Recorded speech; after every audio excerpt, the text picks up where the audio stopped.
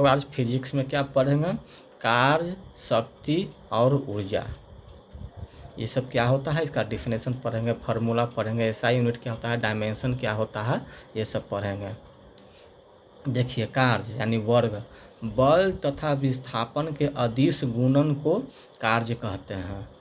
देखिए W बराबर बल और विस्थापन के अदिश गुणन को, यानी बल W बराबर क्या हो जाएगा, कार्य बराबर बल गुने विस्थापन गुने cos थीटा। जहाँ देखिए F बराबर बल, S बराबर विस्थापन।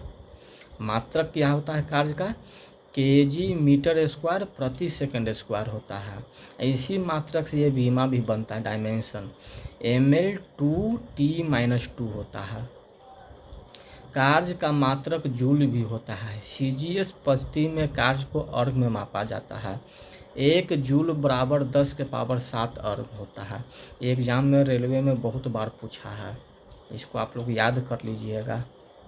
1 अर्ग बराबर 10⁻⁻7 जूल होता है।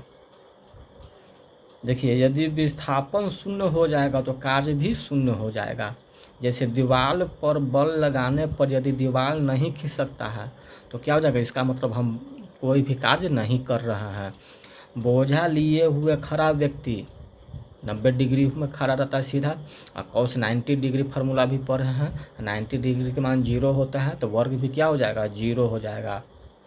सामान लेकर उसी स्थान पर लौट आया व्यक्ति, यदि कोई व्यक्ति देखिए एक स्थान से दूसरे स्थान पर जाता है फिर वहीं से लौट करके उसी स्थान पर चलाता है, तो इसका मतलब क्या हुआ कि उसने कोई कार्य नहीं किया। फिजिक्स की भाषा में कोई कार्य नहीं किया। इन तीनों स्थिति में कार्य क्या हो जाएगा, शून्य हो जाएगा।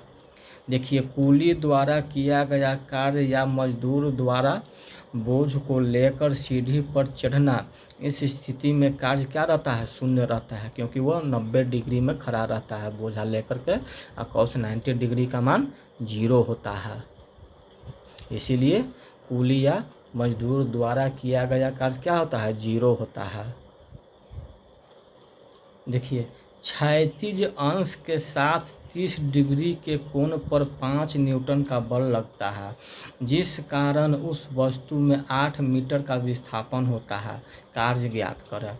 यानी थीटा बराबर 0 डिग्री, एस का मतलब विस्थापन होता है 8 मीटर, एफ का मतलब बल लग रहा है 5 न्यूटन, तो वर्ग पूछ रहा है, कार्य पूछ रहा है। तो कार्य बराबर फार्मूला भी हमने पढ़ा है, F S cos theta. F का मान 5 है, एस का मान 8 है, थीटा का मान 0 डिग्री दिया हुआ है, सॉरी थीटा का मान 30 डिग्री दिया हुआ है, और cos 30 डिग्री का मान √3/2 होता है। 8 × 5 = 40, 2 से काट देंगे 20 √3 जूल हो गया। यही मेरा कार्य हो गया, इतना जूल आंसर हो जाएगा। देखिए ऊर्जा एनर्जी, कार्य करने की क्षमता को ऊर्जा कहते हैं। ऊर्जा तथा कार्य दोनों का मात्रक एवं विमा समान होता है, यानी इसका भी मात्रक क्या हो जाएगा, केजी मीटर स्क्वायर प्रति सेकंड स्क्वायर हो जाएगा। ऊर्जा कई प्रकार के होते हैं, गतिज ऊर्जा, स्थितिज ऊर्जा, यांत्रिक ऊर्जा, विद्युत ऊर्जा, रासायनिक ऊर्जा। सभी प्रकार के ऊर्जा का मात्रक जूल होता है। देखिए स्थितिज ऊर्जा पोटेंशियल एनर्जी, अपने स्थिति के कारण उत्पन्न हुई कार्य करने की क्षमता को स्थितिज ऊर्जा कहते हैं। इसका मात्रक जूल होता है। यानी स्थितिज ऊर्जा पोटेंशियल एनर्जी बराबर mgh, यहाँ m का मतलब द्रव्यमान, g का मतलब गुरुत्वीय त्वरण, h का मतलब क्या होता है, ऊंचाई होता है।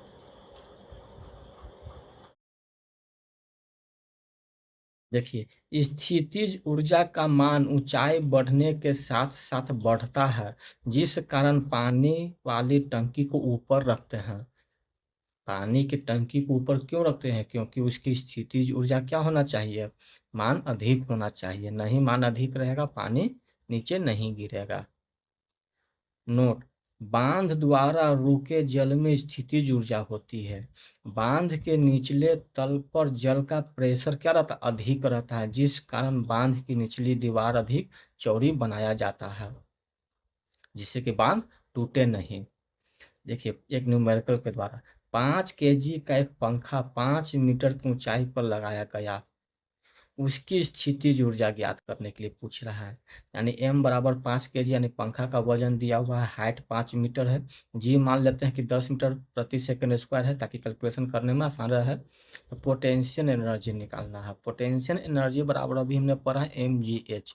m का मान 5, g का मान 10, h का मान 5, सभी को गुना कर देंगे। 5 पचे 25, 10 को 250 जूल, यही पोटेंशियल एनर्जी आ गया, यानी स्थितिज ऊर्जा। तो आज का वीडियो हम लोग यहीं पर समाप्त करते हैं। वीडियो को आप लोग ज़्यादा से ज़्यादा लाइक कीजिए, सब्सक्राइब कीजिए और शेयर कीजिए।